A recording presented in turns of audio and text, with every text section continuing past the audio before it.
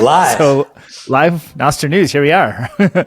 And this is a first for us to do it in this format where we're each in different places. I think all of our Nostr News in the past have been in the studio in San Francisco, just like an extra bedroom in my place. But yeah, now where are you at the moment? At the moment, I'm just at a WeWork. I was out and about grabbing an extra tripod at my girlfriend's house. I couldn't find mine, and she happens to live close to here. I got a sunny room and said, let's go. Yeah. But I miss your spot though, DK, both because it's fun to do it with you in person and you have the equipment, but also, walking into the Presidio is always fun. So yeah. Well, we'll do it next week. I should be back. We've kind of been on a little bit of a trip. We took a road trip. I guess we left a couple of weeks ago. We've been kind of, just trying to search for warmer weather around San Francisco or around California. And we found some, and then we returned to Mammoth Lakes, which is not warmer weather at all. It's like 37 here, but it's beautiful and snowy. And time for skiing. We've been skiing this week, yeah.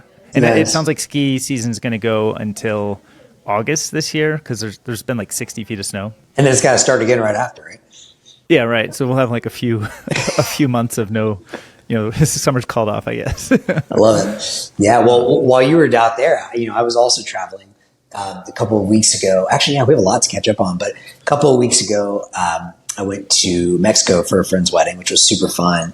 And then my girlfriend and I both came back with like a pretty gnarly stomach bug that has it's been going on for 2 weeks. So glad to finally get over that. But one thing, I'm sure you saw this, I think you did, but that I have to highlight that I'm very excited of and proud of is the birthday. My birthday was also in that period. And she got me a birthday cake, which was a giant ostrich head. And honestly, I didn't see that. Dude, you have to go to my feed. Did you share it? I did, yeah. I shared it. Mm-hmm. Oh, my Nostrich or ostrich story since we last hung out. I don't know if you saw the photo that I shared. It was a week after Nostrika kicked off. So a week later, I was in California, back home, and we ended up beginning our road trip, and we drove down to Santa Ynez, which is I call it kind of wine country of Santa Barbara or so.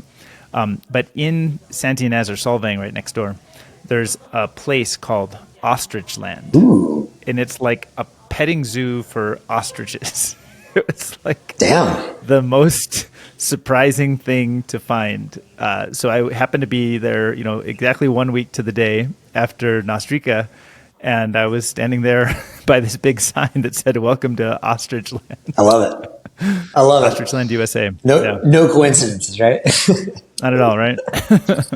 Nice. And while we were gone, it looks like absolutely nothing's been built on Nostr. Nothing at all. Super boring. Glad we were able to skip a week or two because, just nothing going on much, right? Exactly. Of course, we're joking because I think even today, it feels like it's a fever pitch because even today, were there like 6 new projects that all look like they have some substantial, thought behind them and some real work. So I would say today has got to be one of the most, important days in the ecosystem in a long time. Just the quality of the project. And we're going to talk about a bunch of them, I imagine, but I don't remember a day seeing so many truly exciting new interfaces drop for Nostr, new features. Yeah, it's pretty cool. Yep. Yeah. It also kind of reminded me a little bit of this thing. I forget where we were talking about it, if it was another pod somewhere, but we were talking about the concept that in a decentralized system, it may be slower to get started and harder to get started because it's like nobody's really responsible. You can't just marshal the resources of a CEO and capital and team and stuff the way you can with a centralized provider. So in a sense, centralized is easier to get started, but it has a more natural ceiling or limit to how much it can accomplish. Right. And decentralized is, I'd say, substantially harder to get started because nobody's really responsible. Nobody really owns it or controls it, or you could even argue, outside of ideology, nobody really has an incentive to spend time on it. Now, I think plenty of people choose to, but it's harder to start. But in the longer run, and I think we're already seeing this, it accelerates faster, it attracts more contributors because of its neutrality. And so it's open source and everybody can contribute. And I think now it's almost like here we are, only call it maybe, what are we, 4 or 5 months in since it's really been starting to cook. Years in, since it's really begun work, but a few, handful of months, let's say, since it's really beginning to cook. And now it's like every day there's tons of new stuff. It's wild. And we're just hitting like a fever pitch of launches of cool things that any one of which could be like its own direction and bigger than many other kind of platforms or services. And I think to your point, I mean, that's the beauty of systems like Bitcoin and now with Nostr is they're also much more resilient. It takes longer to build that kind of resilient base, although this is pretty damn fast. But once you have that sort of base built, then all of a sudden that's a foundation for everyone else to build on top of, and the building can keep accelerating. Whereas other systems that are centralized, maybe they get started faster, but you have one thing that goes off the rails, as inevitably that's going to happen, whether it's a regulatory issue or too much traffic or whatever it is, and like everything stops. And so I think, like you have to build that like strong foundation that's resilient. And then once you do, then I think you start to see the flywheel spin faster. And I think we're entering that phase right now. Yep. So indeed. I love it. Cool. So I know that we have, I think on Nostr, we were talking about how we actually have enough content and topics we want to address that we could probably spend 3 hours or more. But I think your mobile phone charging situation and your camera situation will not allow. It's been a complicated day, so we'll see how long we can go. So I would say let's get right to it a little bit, and also we're playing with some new things here with this the way that we share remotely. So I'm going to pull up screen share. Can you see that? Okay. Yeah, that's pretty nice. I like it. Cool. Yeah. So why don't we start with a quick overview? I haven't taken a look at this yet. By the way, DK, you're as you're talking, I don't know if this is the way it appears for the other viewers, but there's these like flashing dots that are right over your eyes, and so it looks like you have laser eyes, which is very appropriate. Oh yeah, of course. Yeah, that was intentional. Of course. Totally intentional. Totally. Cool. Let's check out some stats. Cool. Did you want to talk through what are we looking at here? Well, to be honest, I can't see it that well. I might need to pull it up on mine as well. But I mean, I did look at this last night to get a good sense of where we are. I mean, I think the reality is, if Artur on Nostr.Band, he has the high quality. He's got daily writing, pub keys writing events. We usually take that out. So if you just look at the high quality pub keys, I will say it's remained relatively constant, right? Let's say somewhere on a low between like 7K and a high of like 8, 9K over the last couple of weeks or at least couple of days. Mm-hmm. So, I mean, it seems like, I will say, given how much activity there is and given how much, we're actually seeing new users come on and adoption, we'll talk about some really, famous ones. I am still a little surprised that it's that low. I would have expected to pick up a bit. I know Archer's now tracking on the site retention and what he thinks about that. Do you have any strong opinions about why it's still only around 8K daily actives? I mean, it's hard to say definitively. See, I'm seeing weekly actives at about 16K, 17K, 18K in that range. Yeah. In daily actives, I'm seeing, if we do the high quality events, we're at about 8K, 7.9 or 8K. Okay, so that's what you're talking about. I mean, I would guess like the biggest limitation right now is that new people come on and don't get connected. Yeah. And I think there's all kinds of solutions for that are in the works. But I think it's hard, it's easy to come in with a flurry of activity. Hey, I heard Snowden is on. Let me go check that out. Yeah. But then, Snowden has not been terribly active, which I think is fine. It's just like, he'll come back later. Yeah. But, Taibbi just joined, right? Yeah, so that's exactly. like another rush of interest and flood of activity. But then, that can also, if people aren't connected to more than just that, and that's just like a moment in time, it's hard to like build real kind of network activity at the protocol layer when people are not necessarily super densely connected. So again, I would probably attribute it to just like the lack of people discovery tools, I think, is one of the biggest things holding back more adoption. But also, I think it's fine as is. The other thing is we haven't really seen the products that are substantially different than kind of Twitter clones. Right. So I think Twitter clones are a great starting point, but it's not like the end goal of all of this is not just to build a decentralized Twitter. And so a lot of people are not going to be excited to just have Twitter, again, rebuilt in a new way with some ideology that they don't necessarily understand or subscribe to. Right. But I think it's really the new tools and new products and services that can be built that are going to be the real thing. So I would say let's just keep hanging in there with the people that love it and get it. Oh, of course. No, I Don't mean, worry too much. obviously, I know I'm as Nostr-filled as they come.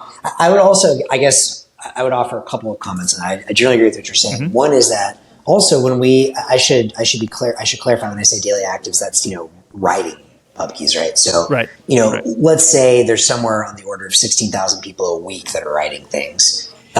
If you assume that using general sort of internet rule of thumb, that's 1% that are reading, right? So if we assume that what would that be if we had 100x that reading? I mean, is that right? That would be Maybe 10x, I might guess. so maybe 100x is too high. Like let's say that because 100x would be, I guess, 1.6 mil. But let's say that there's at least 10x worth of that people that are at least opening it regularly to read. Even if it's just even if this the core group of writing users is a greater percentage of what you would find in a forum like Reddit. Like that's still pretty damn good, right? Like if we're at 6 figures of people that are opening and reading every week, then I think we're pretty well on track. I do agree with you though that discovery is a huge problem. And two of the things I want to talk about today, one, I think Primal is doing a very good job. If you go to Primal's client, and they suggest from the get go, even if you log in with absolutely nothing, they start by showing you here. Here's a sample good feed. Oh yeah, cool. I'm skipping a little bit ahead here. Yeah. But it's sick because you come on here, right, and they have Nostr highlights by Primal, right? They're taking a point of view. They have an opinionated point of view and saying, here's what we think is a good feed. And then when you go clicking where you're clicking right there, you can also switch that out and see, well, if you don't like this feed, what are the feeds look like for other people that are interesting, like a Snowden, like a Jack Dorsey? And I think that's a really smart approach. So you don't have to have any sign up. You don't have to know what a public key is. You don't have to know anything, but you get pretty good content from the get go. So I think that's a really big one. Yep. And similarly, there's this trending 24 hours. So you can see some of the most interesting things that people are talking about across the network. So lots of different discovery type features, a bunch of people that are trending users you might want to follow. Yeah. So yeah, I think these things all contribute to better engaging people who do show up. Totally. And then the other one, I know I'm skipping a little bit ahead here, but this was the one that won the Nostr hackathon. Oh yeah. And I just want to pull up the name of it. It's Nosta. Yeah, this one. I got it up on the screen share right now, right? Yeah, you're ahead of the fact. Nosta was also kind of cool. I mean, I look at this as just like, I'll go answer it pretty quickly, but a really well-designed, beautiful interface for just creating your profile and like really hand-holding you through it. And I love these approaches of saying, hey, how do we go build something beautiful, delightful for complete noobs and help them get from zero to getting started. I think that's a great idea. And just to make sure I understand Nosta, I think I've seen people sharing pieces of it, but it's basically like a hub or an identity hub on the web where you could, almost like the function that a link in bio service, like a link tree might. I think so. Is that roughly what? But they're kind of more these beautiful pages that you can have, but it doesn't come with its own network tied in. It's more just plugs into whatever keys you're using. I think that's right, and I think it creates the keys for you, right? Like, and then like it even gets you to like save your seed phrase to remember it. I haven't again play with it too much, but I looked at it as just like a beautiful like onboarding app. Like literally, like what is Nostr? Like what is a profile? How do you get started? I don't know then what you do from there to plug into the various networks, but I think I like this idea of micro apps that are just focused on doing one thing really well. So that was kind of cool. Yep. And it helps you pick relays and stuff. So I guess it does a lot of the features of a typical client, but there's no kind of client consumption experience. So do you get to the end of, you mentioned like your recovery phrase, you've got your badges, you've got your relays, and then do you go from there? Do they launch you into other client experiences? Or I guess they would if they're not building they're kind of more of a micro app for a profile instead of a communication network. Yeah, to be clear, for some reason, when I was trying to go through and do the whole onboarding, for some reason I got stuck when I was trying to, it says, here's your seed phrase, and the next page I was expecting a way to write it in there. For some reason that wasn't working for me. They showed me a new seed phrase. So I don't know if that was an issue with the app or, maybe I did something wrong there. But my assumption would be that they point you towards various clients at the end, but I haven't gotten there yet. Yep, makes sense. Back on the stats, I wanted to point out one thing that I thought was cool is this chart shows the retention of high quality users 30 days after sign up. So basically, like somebody comes on, and did they find enough value? Did they get connected to enough people that they continued using it 30 days later? So you have to be getting some value out of it, presumably, if you're using it later like that. And I think one of the interesting things to note is if you look at the colors from left to right, those are sort of, you can think of them as cohorts of when people signed up. So people who signed up in October of 2022 are that like kind of baby blue color. November of 2022 are the red. Then orange is December, onwards. And if you look at that, you can see the retention of high quality users appears to be actually pushing up on this, right? So purple is the most recent month, right? That's March. Gotcha. And that looks like a bit of an outlier in terms of retention, right? Yeah. Like many people are still using it, like we're above 50% at day 5 and day 6 and day 7, which was not the case for any of these others. And so I'm curious, and I wonder if like Artur has any more detail on this, but I'm curious if that's because, if those are people who came into a client like Primal that helped them get more connected more quickly, or if there's some other factor that's helping people make those connections so that they do stick with it, 30 days later. Yeah. Because it looks like it's been a pretty good improvement, but a pretty standout improvement in kind of the March cohorts relative to all the rest. All the rest are, in the same rough shape and position. Yeah. But something different here. That's a fantastic point. And Artur, if you happen to be listening to this, would love to hear if you have any additional commentary. I will say, even even January, it does appear to be improving across the board. February is a little bit lower. March is obviously the outlier. But it looks like the January cohort did pretty well as well, relative to the other ones. Not as much of an outlier in the early days. But I'm curious if that's, that could just be the kinds of users that came in more technically another savvy. factor, as I'm thinking about it, another factor could be that the number of new users is down a bit, which actually is not a bad thing. It just means people who are come with more understanding and purpose. So if we look on this one, it looks like people in kind of the March cohort are, that's retention of all users. Oh, retention of all users versus high quality is kind of the all users kind of an irrelevant thing. Right. But yeah, I was thinking like maybe there's a little bit of a, I wouldn't even say it's necessarily a bit of a slowing, but well, I don't know. Maybe that's not the right hypothesis. Yeah, no, clearly something for us to think more on. But I get your hypothesis that they're more motivated users, right? If they came for, I mean, even if it's slowing it, but the people that are coming, it's not from like the giant app store release or the buzz around right. that. I'll be curious to see. It'd be really interesting if you could try and like pick out the cohort by the day. So, for example, once Matt Taibbi or whoever starts tweeting about it on the Joe Rogan podcast, which I saw you had an excellent little reaction video to. It'd be interesting to see like as like new events, like the Jack cohort versus the Snowden cohort versus the Taibbi cohort. That'd be interesting to see. And also to your point, just the quality of clients. Like I truly believe someone coming to Primal is going to have a much better experience today than any of the other clients before, just because they can start with nothing and they get a feed. Right. Yeah, and Primal wasn't out in January, so that could be a good part of the explanation. Yeah. Cool. I'm curious, have you played that one that was on? It was great that there was a mention of Nostr on the Rogan podcast because just helps more people even hear about it, be aware that it exists. But then I felt like the way it was represented was, I covered this in the video I made. It was not quite, didn't quite feel right to me. So I wonder, like, do you already know that project? Do you know Minds? Do you know that guest, Bill Ottman? Are you already familiar with? A little bit. And I actually haven't listened to the whole clip on Rogan yet, so I don't have a huge opinion. What I knew of him was maybe in December when I first started going really deep on Nostr, I saw that they had already proposed that NIP for delegated signing. So basically, they already had, my understanding is Minds had an existing social network. I don't know how many users, but some non-trivial number of users.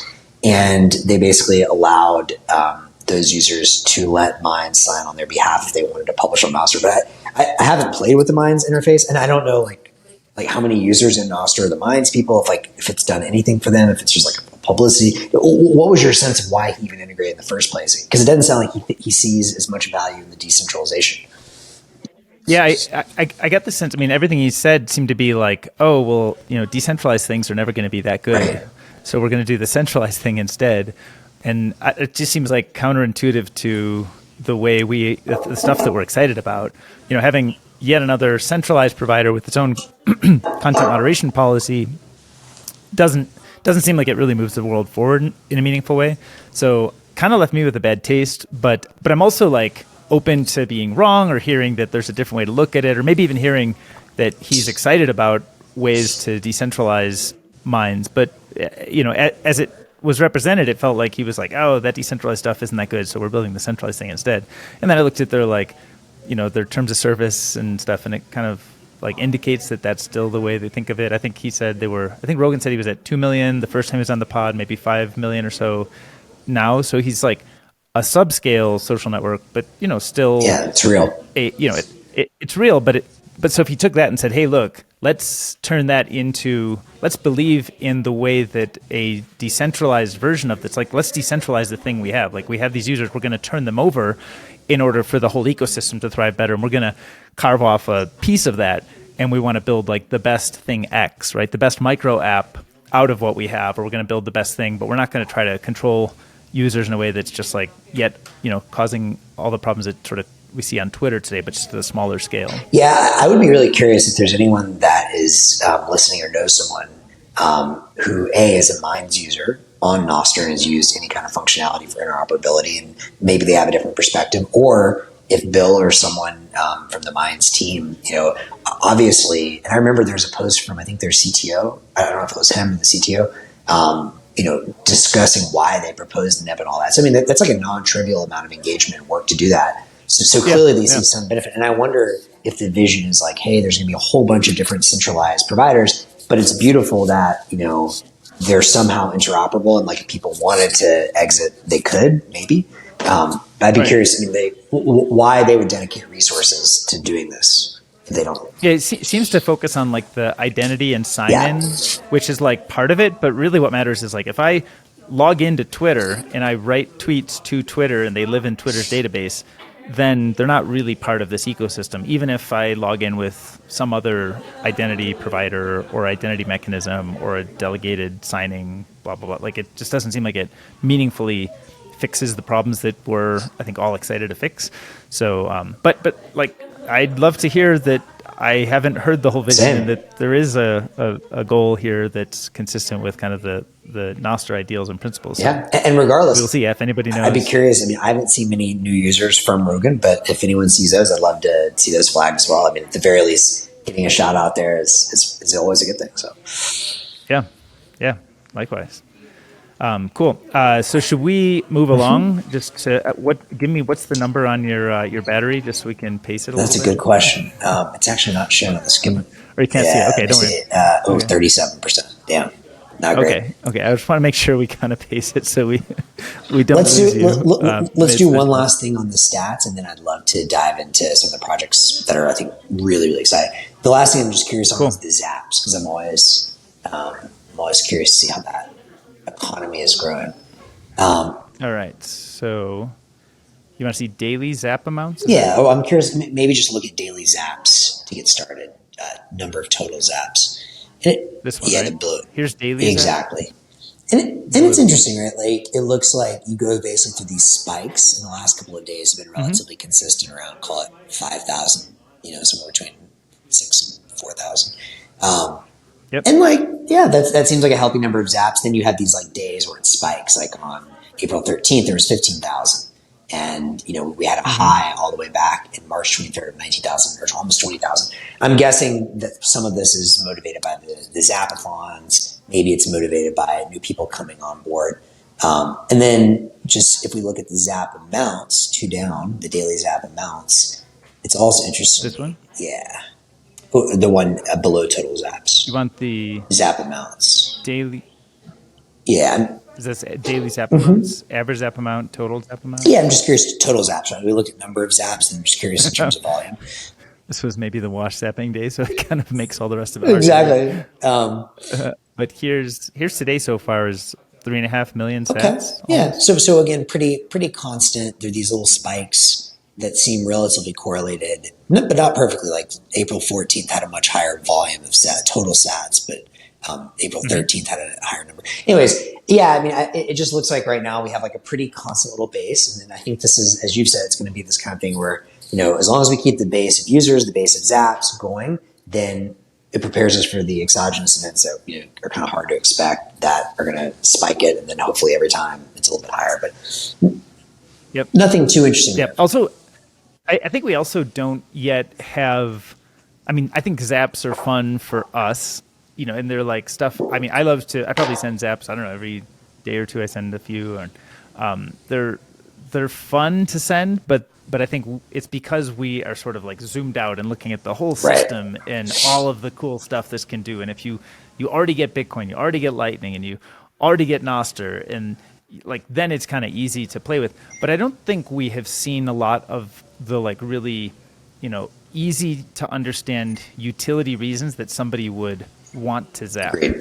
Like it's not showcased in a way, it doesn't help them, express a message that they can easily see how it all works, or it doesn't help them maybe unlock content or become more visible as part of somebody's community. Like we see some of that in Damus, but it's not very prominent. So maybe there's other types of ways to showcase who's zapping and what value they're getting from it, and seeing the kinds of apps that people build that have more deeply integrated requirement to zap in order to get the value exchange, instead of the kind of, I guess I know some people disagree with the term tipping, but I'd say like the zap today has a bit of a feel of the tip. Maybe it's value for value is the right way to say it, but I think there's less of the like it's payment for a specific service rendered. The way I think we have this today in like paid relays. I think that's like one example where people want spam cut or they want a special discovery service. Like on, I think the wine relay has a really nice discovery service tied to the relay. So I think we have like some of those, but until we have tons of those and everybody's kind of using them, I'm not sure that the daily zap amounts, I don't know that we'd expect it to grow super fast outside of just like those of us who have, really deeply thought about all the pieces of it. And we're kind of more playing with it for fun and understanding and experimentation instead of like the actual utility. Totally. And I agree with that. And I actually think this is a nice segue to talk about some of the different projects, because I think in order for zaps to really grow, one of two things, and likely both has to happen. Either one, as you're saying, zaps need to be tied to real utility, i.e. like you need to get some value out of zapping. That could be paying for your relay. That could be unlocking content. There's a lot of things. And that's one area I want to talk about today. And then the other area is, I do think today it's like purely sort of an altruistic toy, which is fine. And that's fun for some of us. But I also think that the quote unquote value for value and tipping thing will get much bigger as well once people understand why it's important. And I think it was Pablo today that, of his many, many, many things he's released, he kind of made the point that he wants to focus more on quality of zap over quantity of zap, and focusing with this new insight that, something we've been talking about for a long time. And I put out my paper last summer around how to disrupt Google, that a big part of the reason you do zap is to send quality signal. And there might be other ways to, for someone to get remunerated from that. But even just the understanding of my zap is my way of showing my fellow humans what matters. And so maybe we can jump into that. I have that whole section on there around like his project Zapworthy, Gigi, Collider. I say let's jump right into that. All right, let's pop over. Let's see. Here's Collider. Here's the Zapworthy. So, well, I guess like let's say if I can start with this. So there's the Taibbi.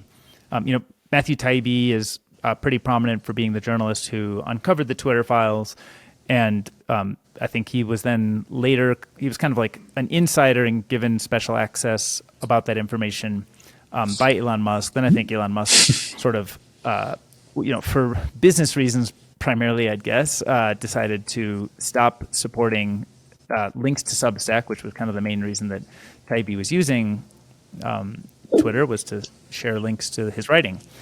And so Taibbi showed up, and I think it's important because he's somebody who's gone on this journey of like, hey, like you're an insider and you get help and boosted, but then you become an outsider, and you can't always trust that the current administration is going to support your needs and ideals as an independent voice. And so I thought that was, it's meaningful that he showed up for that reason alone. And then I think the comment that he makes is actually pretty good for us to observe as we're going to launch into the section on Zaps, because he was saying people are right to complain about paywalling, and if there was a way to use micropayments to open the door, a lot of independent reporters would probably be for it. I think it's actually an interesting point, because a lot of people are like very dismissive of, oh, micropayments, those never work. They've been tried a million times, it's never worked. And he's a fairly large creator who has a paid audience, an audience that pays him for access to his work. And he's saying like, hey, maybe like micropayments would open the door and help people get a little bit of value to try out something. And it's not always, like we have no relationship or just the free relationship, or I pay you monthly, but it's like something in between. And I think the more that you open up those, sort of allow for the nuance and the economic demand and sort of fill in more parts of that curve, or make the parts of the curve more legible or possible, the more that you actually will get people showing up to pay in those ways. So that's a little bit of preamble. Well, and I think that's important. Yeah. And maybe before we jump into the two different options, I think I'd like to kind of paint, there's a spectrum here, and he's talking about it. And I don't think it's going to be one right or the wrong. I think it's going to be all of the above. Now, I'm curious how the distribution is, and I think it changes over time. The spectrum being, there's always going to be room for subscriptions of some kind. And in that same quote, he talks about, or like another one of his quotes on Nostr, he still prefers, in general, if possible, subscriptions because it's more reliable. He's a family, wants to figure out how am I paying the tuition or whatever it is. So that's on the one end. On the other end, I would say, is pure sort of altruism and tipping, which, in the case of value for value, there have been one Bitcoin tips, which Gigi, has written very eloquently about how that's, if you get a big enough audience for your busking and potentially for helping to raise signal, I think there's like interesting ways to incentivize wanting to raise signal, which we'll talk about. That's on the other end. Yep. And then in the middle is just like micropayments or paywalls for individual content, which I think, someone like Gigi, who I like a lot and think is a great thinker, has been extremely critical of, because it kind of goes against the laws of nature of information wanting to be free. And I think he's right in the long run. But my best guess is we're going to see all three models. There's going to be a decent amount of money from all three models, and it's probably going to shift over time. Like in the early days, my guess would be subscriptions and micropayments for paywalls are bigger, and value for value is this kind of like niche, solid but niche thing. And then over time, as more and more people get accustomed to how information lives on the internet, wants to be free, and behavior changes, I think eventually the like far future, decade, 2 decades out, looks a lot more value for value. But I think all three will always be there. Yeah, I agree. I think there's so much of this is not just technology, but it's also cultural.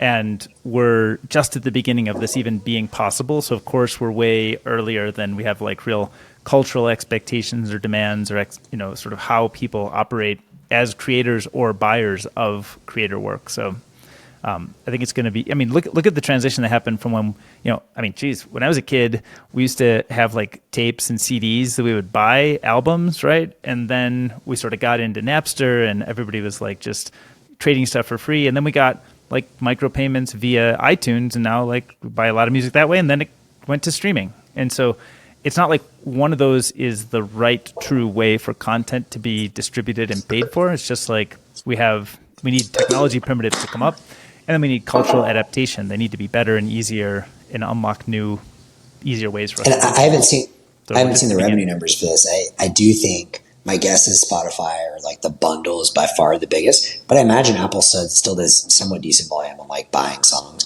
and torrenting, for better or worse. Like, it's still a thing. It's not like any of these technologies ever die. Yeah. Right? And so I think all will always live there. The like relative market share they have will probably change over time, depending on cultural norms, technology. But those could also shift again, right? Like maybe, you prefer the subscription service, but once you realize there's like real direct benefit either in how you signal information and or how you potentially earn revenue streams from curating information, maybe become much more of a quote unquote tipper. And that's because of both cultural but also economic incentives changing. So yeah, I think there'll always be a flux in all that. And we haven't overlaid yet how kind of those revenue streams should be divided. And I think this is a little bit in the Gigi article you're mentioning, but like how they should be divided among like I think there's 4 parties, right? There's the creator, the curator, the booster. Maybe there was one other. I do. I forget all the different ones, but maybe to take a step back for people. So we're already kind of touching into it. So jump into that. If you haven't read, Gigi put out an excellent article. I think it was it Orange Words, Purple Highlights, or no, purple words, orange highlights, I think, something like that. And the Right. idea, there's a lot in there, but basically the idea is very linked to ideas you've worked on for a long time, which is what would it look like if you could, instead of having information live in a whole bunch of different silos, the beauty of Nostr is now you can have all information potentially everywhere all at once. And because it's not living in all these different silos, you can have applications that make it easy for you to highlight or bookmark things that you think are interesting. And in doing so, you can help bring signal for what's actually interesting. And then you can get more signal related to some of the ideas that I was writing about with sort of value rank by tipping sats to what's highlighted. And the idea, at some level is that this is how we can potentially form, a much better open, like if you think of Nostr as the open library of Alexandria, and of course there's going to be some permission pieces that you don't want in there, but like in general, it's a much more, in fact, I was talking to someone about this morning, like unlike with Google today, which can't read like Disqus comments or Facebook posts or whatever, because they're in these walled gardens. Now you should have a much larger pool or lake of information that is a much bigger sort of library of Alexandria for humanity. But then the problem becomes it just gets so big and so impossible for humans to interact with it. You need some way to get the signal on the surface. We've talked a lot about tipping with Bitcoin as a part of that. But I think just starting with this concept of you bookmark or highlight what you think is interesting, and then you build tips into that, and now you can start to actually extract signal from the noise. That's like his general thesis. I don't know if you have more to add on that. Yeah. Well, as we've talked before, and as you mentioned, it's a topic that's near and dear to my heart. I worked on projects like this for many years, and the reason that I really love this is because of the additional signal and quality of information, because it turns everybody not from just a reader of this web page, but it turns everybody into a potential writer directly in line with the web page, sharing in the audiences potentially of either the people who are also reading that or who that author has already aggregated.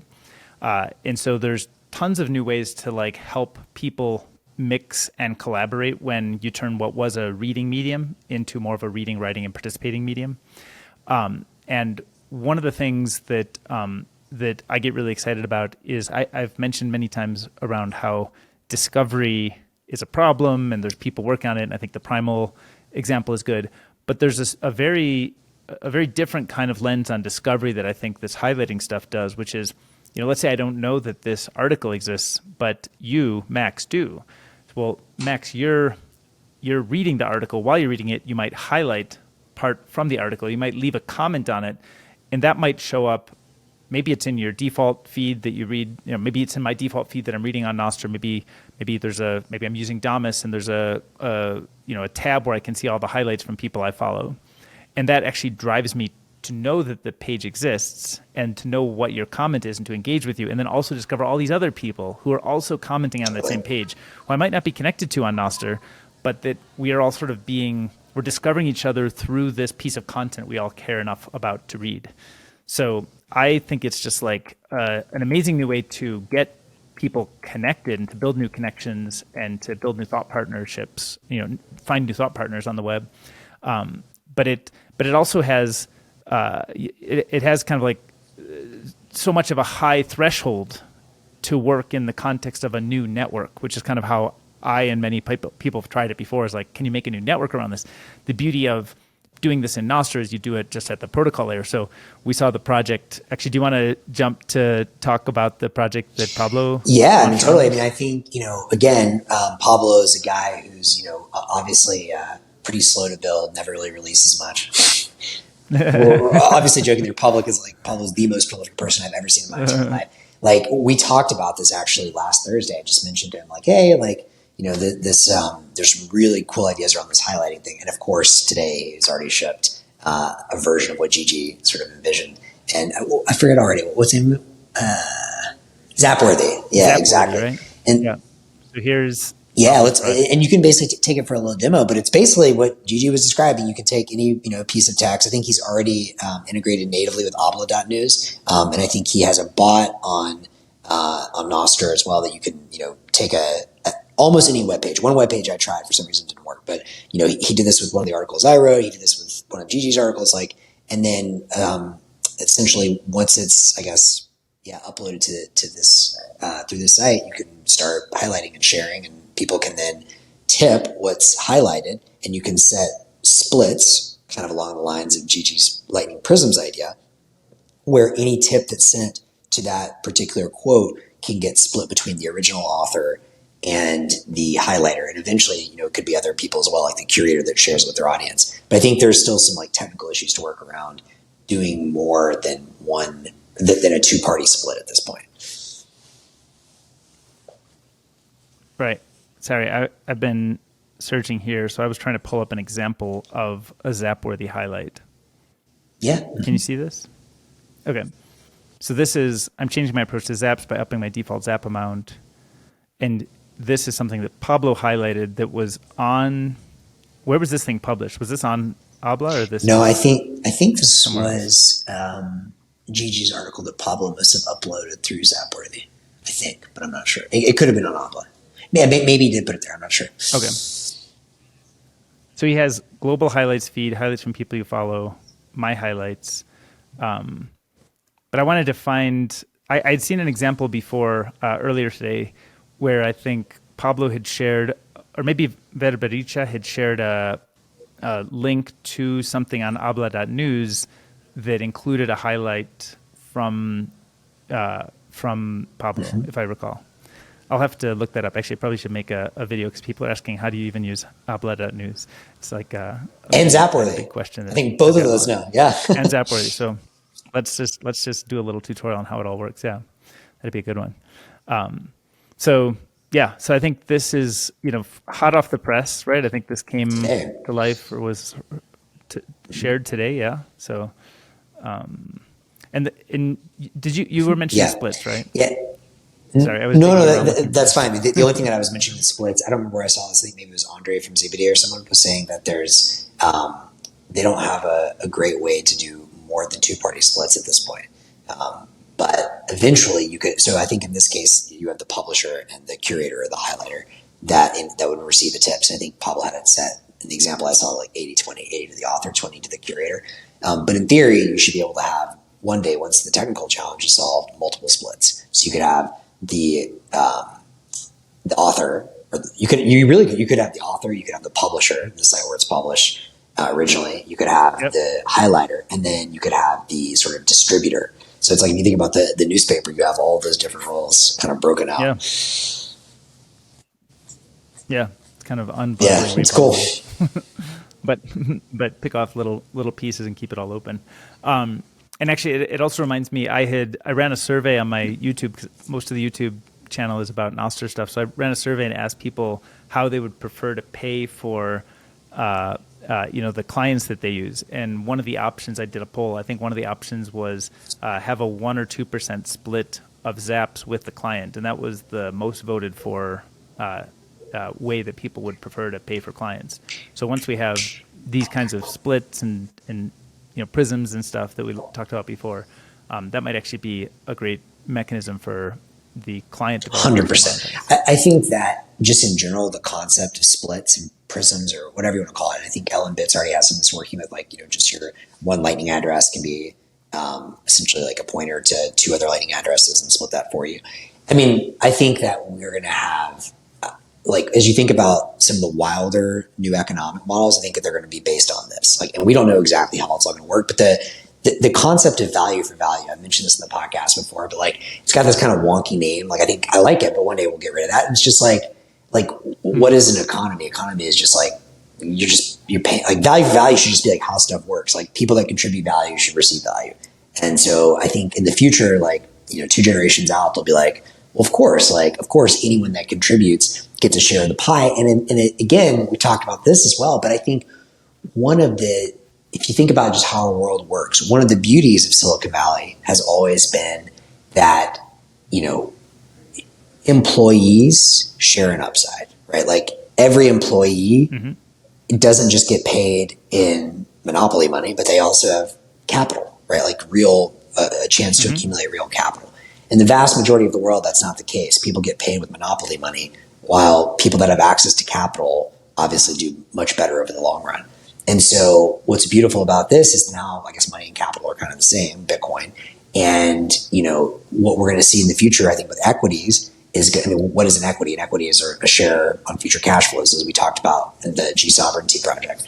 And so the Nostr rocket, exactly. Yeah. So I think in the future, this is how capitalism works. Like, capitalism will work, I believe, if everyone gets to participate in it. And if you're not paid with monopoly money, but you're paid with real money that's directly related to the success of the project, I think you're kind of taking some of that, what's been magic about Silicon Valley, and giving that to the whole world. And the impacts of that are going to be massive. Yep. Agreed.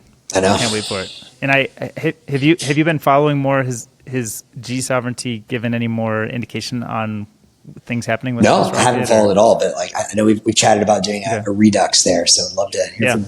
Yeah, we got to do a recap, because I love the concept that he's pursuing, but then I think the idea of doing it around a creator, especially a music creator, just feels really compelling, because it's in a sense simpler to pay a music creator than it is to pay a company for their products. I mean, probably they could also be done, but almost pick off the simple problem first. And G is he's interested in both kind of the call it equity crowdfunding, or sort of ownership of a shared pie that you believe will increase in value. And then you also have the he's been interested in the music platform stuff, so it feels like he's sitting at a very interesting place for totally. And I know we have a lot to talk about on the music front. Do we want to talk about paywalls next, or music?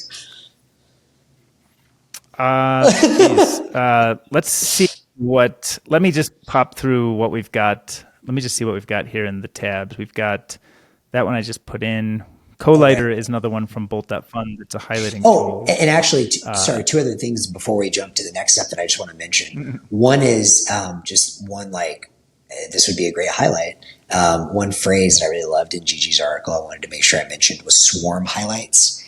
And the reason this really resonated with me is I've also been thinking a lot lately about AI, obviously, and we could do a whole other episode. In fact, we should, with all the stuff that's happening there. And one guy that I've been paying a lot more attention to is Imad, the Stability CEO.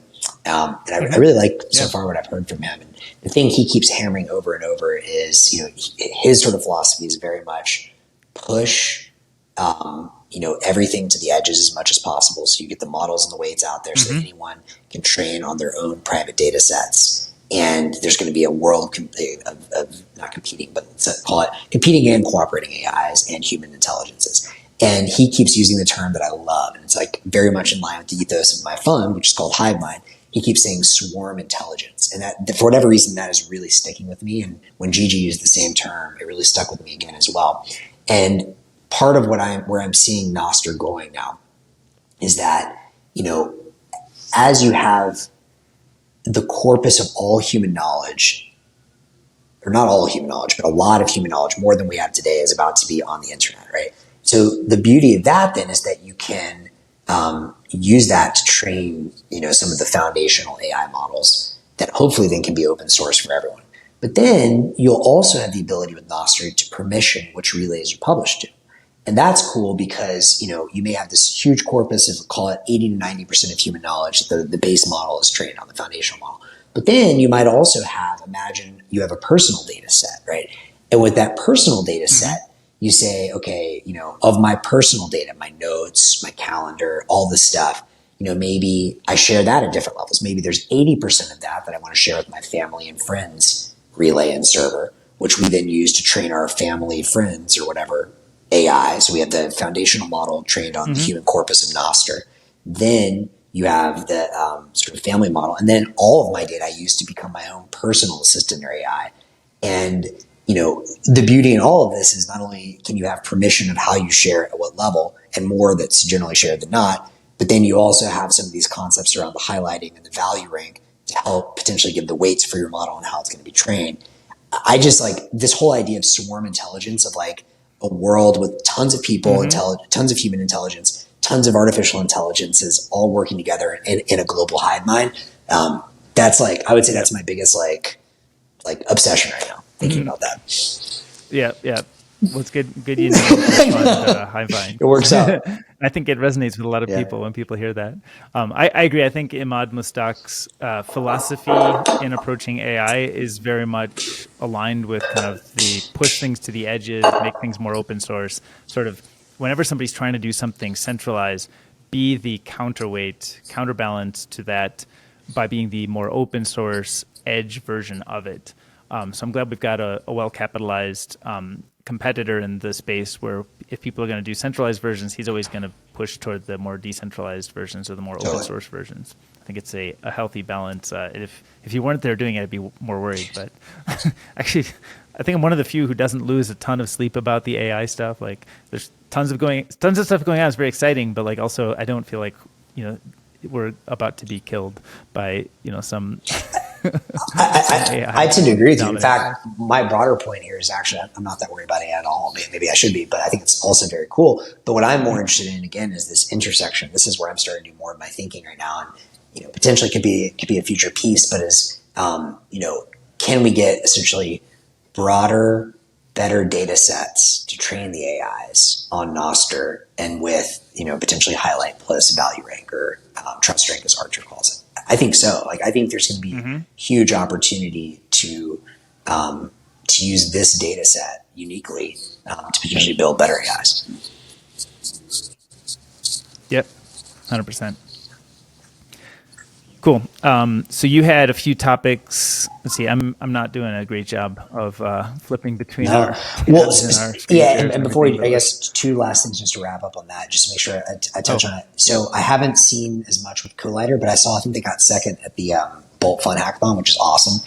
And there's definitely some sharp people on that team. So I would love to play with their product as well. And maybe there's opportunity for them and Pablo to collaborate. That would be really cool.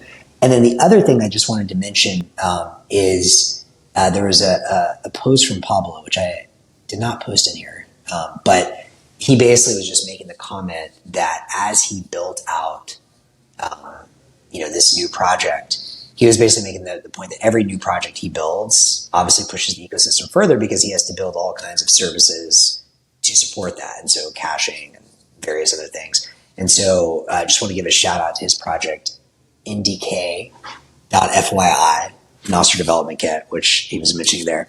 Oh, that's this one. I think I have it topped up. Yeah, exactly. One, right? And so what I love about this, again, is just this idea. This shows the power of the open, protocol and the swelling network effects. As he was releasing his new highlighting project, he had to build a whole bunch of stuff for that, which makes NDK better. Every time NDK gets better, it's easier for someone to build the next version of that or whatever the next app is. And so I actually think of this as like maybe in some ways an even more important project. Like all of these individual apps help us build the infrastructure that's going to enable 1,000 times more productivity in the app side. So that was cool. Right.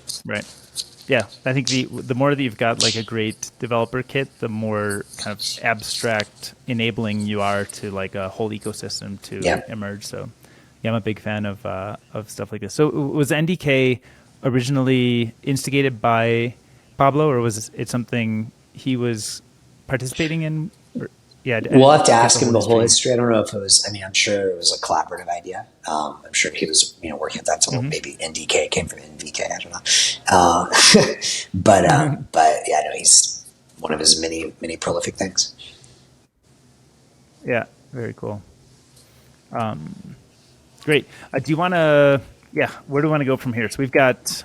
How's your timing doing? Is your battery still? I'm at 11%, but what I can't. I know, not a ton, but what I can do is I can try just like plugging into my computer and taking the headphones out.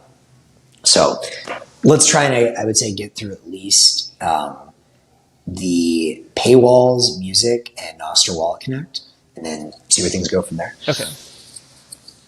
Okay, so I'll cover the paywall because I tried using it. So this thing called Zapit.live just came live yesterday, I think it was. And it's, the idea of could you take a piece of media that you create and make a paywall for it so that people have to pay, some sats to unlock your piece of media. It's just a very early project, so it's like all the kinks are not ironed out yet. But I figured I was going to try it anyway. So I went and made, you put in a media URL, which today you do by you upload something to say Nostr.Build, so you have a URL. Of course, it's not locked down on Nostr.Build. So I talked, is it Ifan, I should say, the guy who made it? something like that. Who made Zapit. I'm not sure if I said that right, but I think he said that they're going to either work with Nostr.Build to have more of a private version of it or a signed version. But you could have a media URL that's not otherwise publicly available and that you actually need a special key in order to be able to download.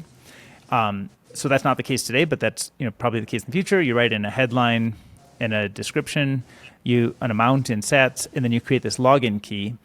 And so I did all of those steps. I actually just took an image that I had created for a video I was making, tutorial video I made. I just saved the image and put it on Zapit. I wouldn't recommend you buy it, but I mean, you can buy it to test. I want to buy it. It's only you're getting what you pay for. It's worth Perfect. About 21 sats. But it's a Nostr architecture diagram that I drew on my iPad. It's just a basic diagram, and so you can see this. I shared this link out on Nostr. You can click on the link, and then you hit send, and then you sign a transaction to send the money, and then you get a link to unlock and download the content. So very, very simple, very early, but the thing works.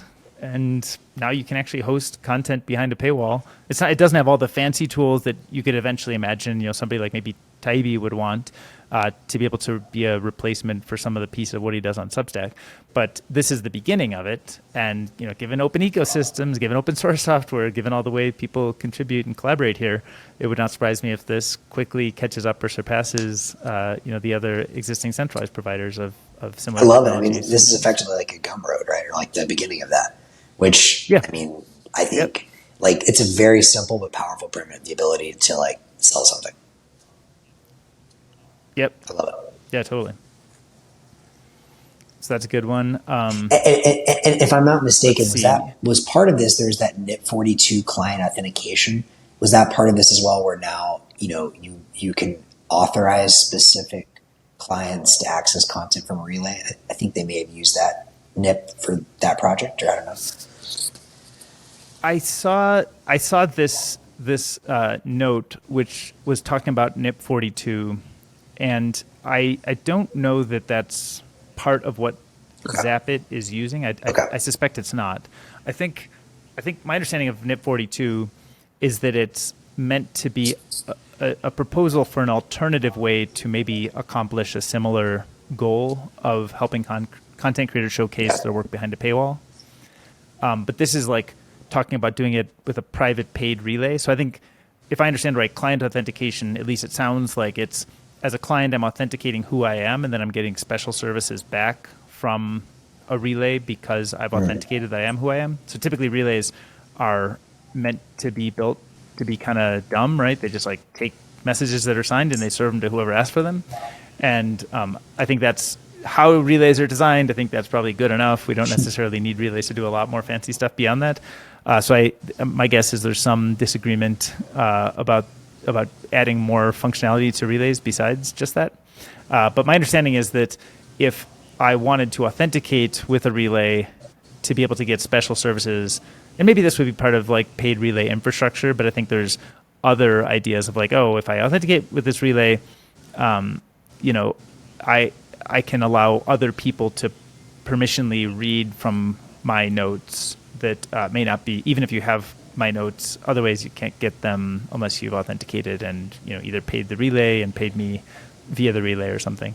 So I'm not an expert on NIP42, but I think the thing that let me get the name right, Zapit.live is doing is an alternative way to do content paywalls, and I think NIP42 is maybe just another cool. Yeah, no, I mean, I love the different experimentation, but the concept of anything behind a paywall. Again, I think in the long run, I'm much more bullish on value for value, but I think in the short run, for the next year or something, a lot of content creators are just going to go with this simple option, and it'll work. Yep. Cool. Do you want to talk about? You mentioned. Yeah. So Alby, published this.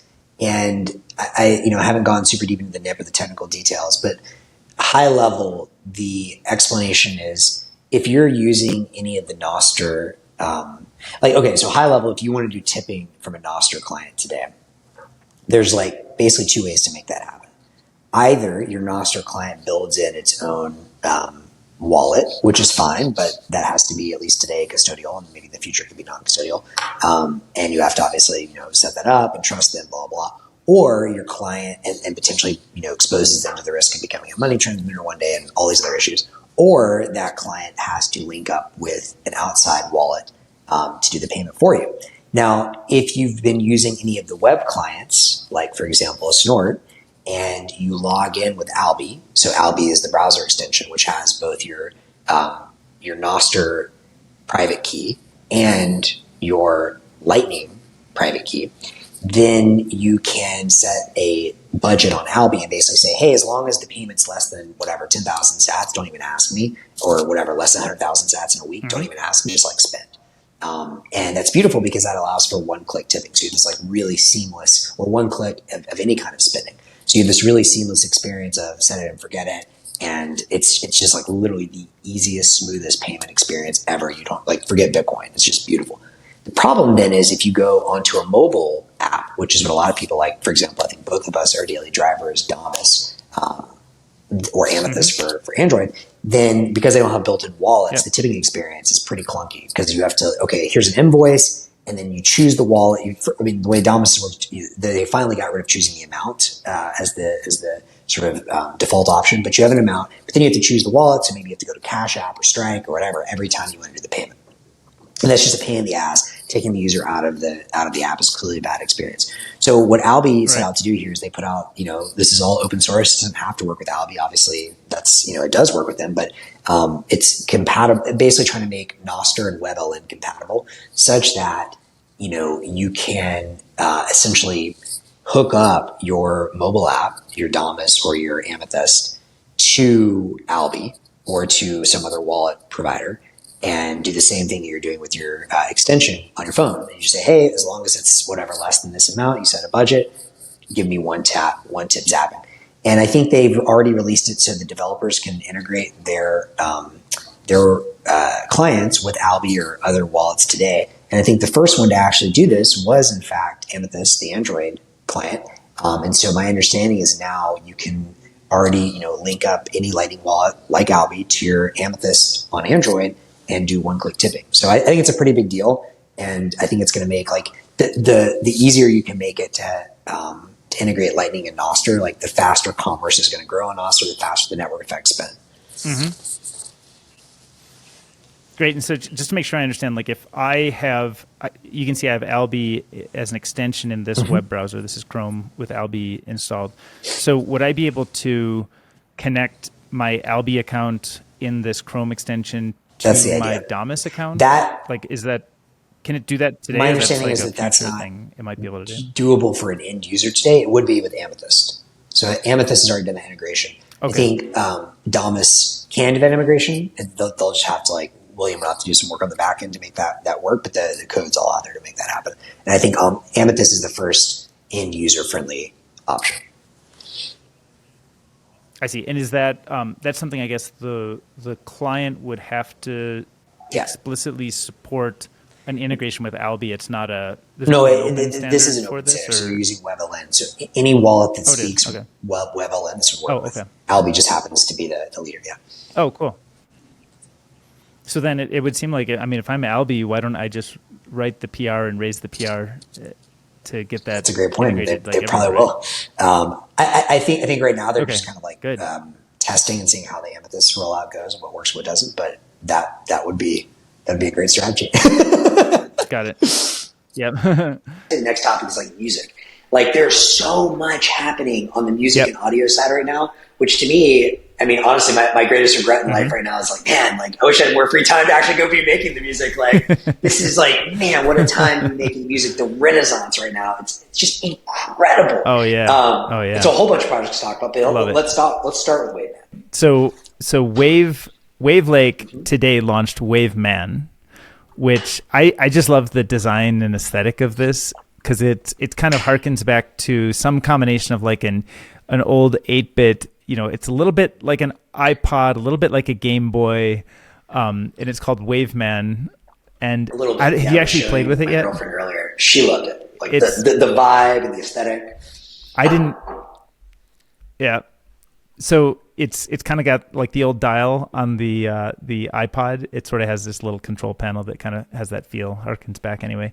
And can you hear the audio if I play it? I don't know if you can hear that. Probably not. Okay, I won't play it out loud. But basically, you can hit this and play or pause the music. You can zap, which of course is just going to choose an amount. I was actually doing this. I'm going to do it, not to be cheap, but I just don't have that much in my topped up in my Alby, so I'm just going to demo this live. So I load. So now I think you can't see the approved payment, right? So it launched an Alby window, and it gave me an invoice that I could copy.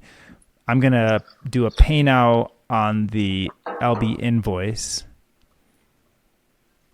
Okay, and you can see the other test transaction I did. So I did I do, or no, maybe I just did Yo, and maybe somebody else did Big Oya. spender, DK. Yeah. I need to top up my Alby with a little bit more. And then you can go next, so you kind of can play all kinds of different songs that you've got sort of tied up here. So I just thought this was like cool because it's really like an innovative media player experience. It doesn't feel like I'm on an existing social networking client. It feels more like I'm, using a purpose-built specific player for this. And I just love the aesthetic. I'm a huge fan of these guys. I'm an investor in Wavelake as well, and like the thing that they've always had going for them, and I think Sam is probably the best designer in Bitcoin / Nostr, and like so the vibe that they have is always super cool. Obviously, Michael can ship some great stuff. Anyways, I think what they are bringing to the table right now is an app that a normie would like. Like, again, I showed this to my girlfriend. She thought it was super badass. She doesn't care about Nostr and lightning tipping. It's just like, oh, wow, this is a cool, like, retro streaming site where I can tip the artist. Cool. And I love that. Mm-hmm. And do you have a sense of, like, where this goes? Is this going to get built out to be a more full-featured... Like, I mean, I love the simplicity and the aesthetic, but I could imagine there's, a ton of other kind of features and work that could be done to further the ecosystem. Is that kind of what they have in mind here? Or do you think this is more like a little micro demo, and then maybe the main Wavelake site kind of supports the broader kind of artist? Well, I mean, I actually haven't spoken with them specifically about this, but my general take from reading Michael's announcement is twofold. One, they want to learn about Nostr, and this was like a simple way for them to get up to speed, which is great. And they actually ended up open sourcing this. So if someone else wanted to say, for example, add an additional features, like, you could imagine someone could like kind of make a spoof on this where it's the next generation iPod, like, now you have the click, or the one before where you had the four buttons above, if anyone's old enough on this podcast to remember those, or to do an old Sony Walkman or whatever, the code's all there so people can like put their GUIs on top of it or whatever. But the next thing that I would expect to imagine is that, Wavelake is building, in addition to just players, they're building a repository of music. And so, I mean, ideally it's going to be open over Nostr as they continue to embrace it. But I imagine, like kind of building that catalog and having split payments for artists and publishers and curators built in there should all be coming. So I don't have any insider info, but that I would 100% expect that. And then, in the broader music theme, I think there's this Stemstr. Yes, so there's so many projects out here. So I just saw this was from Rock, who's I think leads design a Cash App, and I listened to some of his music at the very beginning, maybe like 3 or 4 months ago, and he was a really talented rapper and producer. Obviously, I have a lot of respect for that. And it was just kind of like randomly on his page somehow. I guess I saw he commented on something or whatever, and he had Stemstr link there. I thought, oh my god, this is so badass. And so it's a place where people like beat makers or producers or whatever can share the song in progress or work in progress. And it's an idea that I like a lot. There's an app that I saw a couple of years ago when I was at a different venture fund version 1, which we ended up passing on, but I like the team a lot. And they had this whole concept of like the WIP, the work in progress. And their idea was there was not a good place for artists to collaborate. Like, for example, let's say I have some idea for like a really good like riff or some cool rhymes or something. And like, most artists that they were talking to were just kind of like recording that like in voice notes or memos, or like, whatever, just like writing the idea down. But like they had this idea around a collaborative tool, which I thought was really cool. It's like, okay, like you share your files as they progress. You share maybe the rapper, the lyrics, the beat maker, like some ideas they have, and you can keep collaborating on those. And so I always thought that was a really cool like concept.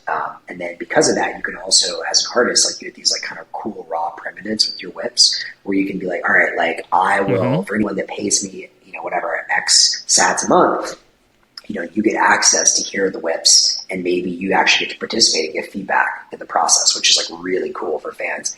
And so then when I saw what he was building, I don't know all the details. In fact, I haven't even like played with it yet. I just saw the splash picture. But that's what immediately jumped out to me is like the kind of like the vision they were talking about, but in a way that's much more interoperable on Nostr. But I love this idea that like you can potentially get people collaborating on making new projects via Nostr, potentially share them with revenue streams built in at every stage. And like I immediately saw this and was like, look, I would love to find new beat makers and either buy beats or like find people to collaborate with, and like if this becomes a marketplace for that, amazing. Right. And it looks like it integrates into a bunch of existing DAWs like Ableton, FL Studio, Logic Pro X.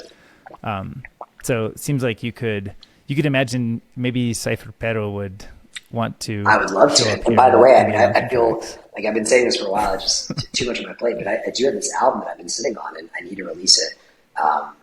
Maybe I'll do it with Wavelake or whatever. But yeah, and I would love to. We have some unreleased tracks that are like different versions of songs, and it'd be like really cool to be able to share, some of the stems for that. Yeah, I think it's a really cool idea. Right. Have you ever seen? Do you know this guy Harry Mack? Have you ever seen Harry Mack? He's like the most amazing freestyle rapper I've ever seen. So he does these things both on TikTok and YouTube, where he goes. Do you know what Omegle is? It's kind of that like. It's like kind of an anonymous video chat network, almost like remember Chat Roulette back in the day. It's basically Chat Roulette, but kind of still going. But this guy's like a YouTube studio. He's got a Studio Pro quality setup, and he just does like freestyle rapping. So he shows up in front of somebody on video and he says, "Name me 3 words. I'm gonna freestyle," and then he just rips it. And like crazy impressive what he can accomplish. But I would love to see stuff like this integrated into that process where like you could be, kind of in a chat roulette style thing, like meeting beat makers, laying down tracks, rapping over them. There's so much stuff you could do if you just kind of get the content and the people together in an easy way. And, where everybody gets to control their stuff and they get to still own it. I think that's a key piece as well. Is like a lot of artists have no idea how any of that stuff works. And if you can build it all transparently, how revenue gets split from the beginning, that's huge as well. I think this is a really awesome project. I can't wait to play with it. Yeah, and I think it's stuff like this, just to return to some of the original ideas we've talked about earlier today, or some of the stuff we've talked about before. It's the stuff like this that you couldn't really do before Nostr. This is the stuff that I think is going to turbocharge. I love the Twitter clones. I think it's great. But I also think that like the stuff that's really going to attract new audiences is not the censorship resistance of like notes that can be written. Like that's super interesting and very important foundationally. But I think having new features and new products and new ways to collaborate and communicate and interact and transact, that's I think what really blows up the ecosystem. So I love to see stuff like this that really rethinks these primitives in a way. Could not agree more. Oh, all right. Did you have other ones that you wanted to make sure we touch on? We touched on again that guy that never says anything, Pablo's project Zapstr, which I think also he was working on that Carmen chat, the original idea for the UI or whatever the site. I actually haven't played with it recently. We were talking in their Telegram group, I guess, a couple of weeks ago, but I know he was exploring a lot of these ideas too. So I don't have a ton more to say than that, other than it seems like music is in the zeitgeist, and it seems like at this stage, it's a pretty good bet that music will be one of the next things to pop on Nostr. One of the things that I think I just saw this, but it looks like it was part of Nostrika, but I think I just saw it recently. It's like a Craigslist alternative. Oh, really? Also built by Pablo. But it's basically just like an open classifieds, so you can go meet up for drinks. Would love to meet fellow plebs in the English Midlands, and you tap on it, and it's just like it's just like interested. I guess you can post a reply to it and coordinate. You can imagine commerce, you coordinate this way. Light roast coffee, somebody's, I guess, selling coffee roasted within 24 hours. So it's just basically almost like a commerce board. But like, again, the concept is just super simple, and dash it off and see what it takes. Short videos is one that I was sharing a while back. So I have been excited about this idea for a long time. I think people worry a lot about the, obviously like short form video is a great format for consuming information, entertainment, but people are very concerned about, TikTok and the algorithm and all of the problems with TikTok. But I don't think that those are necessarily problems with the format. I think those are problems with the centralized decider of the algorithm, which we don't have to have that same centralized decider here. So I saw this and I thought this was cool because it's the concept of using short videos. It's not an official kind yet, but you can imagine like somebody could build effectively a new type of Nostr client that shares videos and lets you swipe through videos, and it records those consumption events out to a relay, or even if it has to package its own kind of content type today. And then it could read from those relays, and you could actually build a whole system of recommendations for video content in an open Nostr way. And then you could actually have a pluggable architecture, a kind of swappable algorithm, so that you could say, look, I want the, I want to feel educated. I want to learn something. I want to be in like, I'm a little depressed. I want to get a little pick me up. So can you give me, a little bit of a happy feed right now? And so instead of just, the whatever TikTok would like to serve you, you actually could have a lot more control over the kind of consumption or browsing experience you want, which I think, again, Nostr enables. And just hearing you say that, like the first thing that jumps to mind, I mean, I like all those ideas, but is the ability to permission what you share. And so I keep coming back to this idea over and over that we're all, I hope, going to have personal AIs in our phone and personal algorithms for whatever it is we want, or like a host of personal algorithms. And maybe like the core algorithm is public and trained on public data. But like, I'm just thinking as an example, there might be certain cases, and I think this is where permissions with Nostr are so important. There might be certain cases where you say, hey, I want to whatever learn and teach me how to program the fastest way possible, teach me calculus or whatever. And you want that shared with the public repository of data. And perhaps there's even incentives around, if you share, you get like the model back that's better trained. And so there's some incentive around sharing it. And that's great, because then the more everyone contributes data about what's working, what's not for their learning process, including your own individual process, the better the model gets for everyone, including your custom model. But then you might also have a case, like you said, if you're feeling depressed or something and you want something, like you may not want to share that with the whole world. And so it'd be very nice if you had the option to say, keep that new data set that you create from watching that video and your reactions to that video on your own server that's not shared back with the public model. Yes, exactly.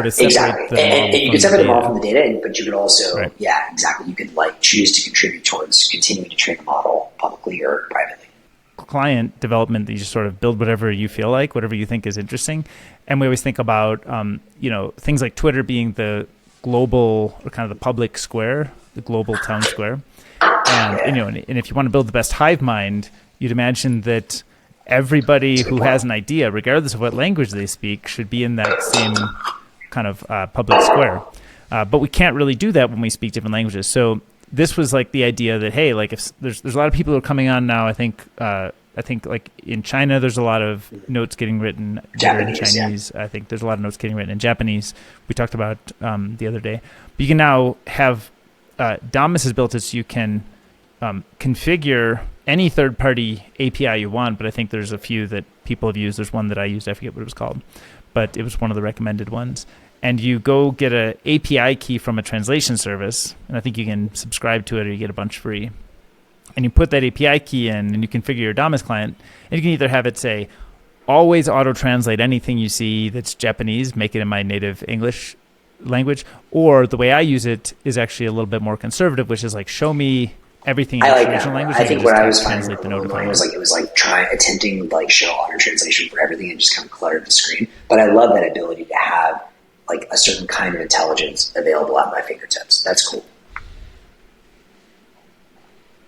Yeah, and so it's like one tap to translate. And so if I ever see a note, say I see a note in Japanese, I can just tap translate, and I've already got it configured, and I can like pay for the service if I want. And it's just like an example of how a client developer can be like, I have this good idea, and it actually has profound impact in that it really enables a much more global conversation that you can't do. That's a great point. I could totally see a world where, you know, there's all this news right now with Elon starting his new x.com/AI and having truth GPT or whatever. And I think, you know, that's cool. And I'm actually for, you know, someone, you know, publishing a non-PC version of GPT chat. That's great.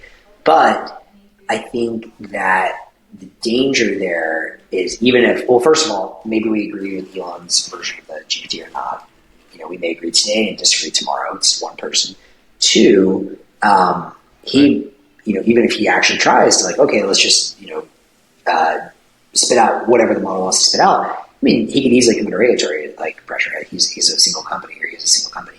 And so, whereas as we think about how AI is going to get really big, really fast, I think one of the beautiful uses, again, with Nostr is if you have AIs hosted on lots of different relays, then maybe this is one of the few places you can get like a real truth-speaking AI and not, you know, a censored version, which could be huge. Mm-hmm. Right. Yep. Yeah, I think the more you can push that to the edges and figure out I think like figuring out the incentives and the cost for how you manage a decentralized AI is something that we don't have any experience with. So like there's the cost to train, and then there's the cost per inference, and who's gonna bear the burden of that? Who, you know, can that be shared across many different players who each contribute a little bit, and like how do you compensate everybody? I think we know like the format of money we could use to compensate people, but how do you decide what the value is for? Well, imagine just a super simple example, right? And we already had GPT bot on Damus, or I guess Will's the one that created it, but on Nostr. Imagine in the future you have lots of different just AI chatbots, which are themselves tied to Nostr keys and have also Bitcoin addresses. And you literally just like pay them per question, or it's like baked into your, you know, whatever you know, pay X dollars a month to your client and you get X number of calls, or you pay per call, whatever. Like there's lots of ways you can figure that out. But to me, just having like a place for free AIs to live is really exciting. I've got one more that I want to talk about, just because I think it's, again, kind of a very specific micro perspective. Not to show yet another Pablo. Well, if he's building 80% of projects, we got to. That's what I said. I said that, I don't know if you saw my note, but I said the biggest risk for centralization in Nostr is. If Pablo. You're that good, so be it. Yeah. But he built a thing called PurplePages. Have you seen that? So it's a Nostr directory for your client, is what he calls it. But we actually were on a call the other day, and he was describing it more to me, and I think I understood it better when he described it. So I just wanted to share like my understanding based on that explanation. So it's a special kind of relay, but instead of most relays that just sort of serve all messages and, you know, sort of whatever people send to them, it is a relay that only receives a couple different kinds of messages, and the purpose of the relay is to construct the graph of relationships between people. So it's not taking messages of like just some note that I wrote and, you know, sending that. There's plenty of relays you can get the notes that I wrote. But the fact that DK is here and DK follows Max. There's a lot of signal there, but they're like very messy, and it's hard to reconstruct what does DK's view of the network look like, what does Max's view of the network look like.